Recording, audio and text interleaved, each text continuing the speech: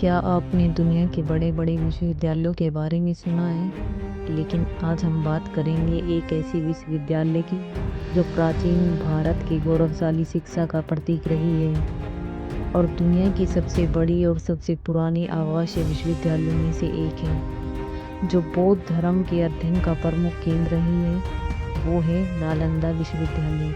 नालंदा का अर्थ होता है अनस्टॉपेबल फ्लो ऑफ नॉलेज, यानी कभी ना रुकने वाला ज्ञान का नालंदा विश्वविद्यालय की स्थापना 5th सेंचुरी BC में गुप्त वंश के शासक कुमारगुप्त प्रथम के शासनकाल में हुई थी।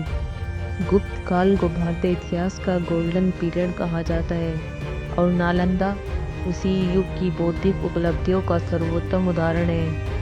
ये लगभग 57 एकड़ एरिया में फैला हुआ है, जिसमें रेजिडेंशियल कैंपस, मंदिर, लाइब्रेरी, स्तूप आदि थी। जिसमें सबसे प्रमुख इसकी 9 मंजिला लाइब्रेरी थी, जिसमें 2 लाख नहीं बल्कि 9 लाख से ज़्यादा किताबें और पांडुलिपियाँ थी।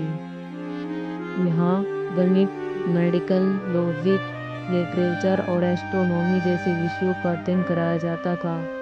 न केवल भारत बल्कि चाइना, कोरिया, जापान, श्रीलंका जैसे देशों से विद्यार्थी अध्ययन करने के लिए आते थे, जिनमें सबसे प्रसिद्ध मुनशांग ने यहाँ कई वर्षों तक रहकर अध्ययन किया और इसकी भव्यता का वर्णन किया। लेकिन नालंदा ने कई बार हमलों की मार को भी झेला। आखिरकार 12वीं शताब्दी में एक क्रूर आक्रमणकारी बख्तियार खिलजी ने नालंदा को जला दिया।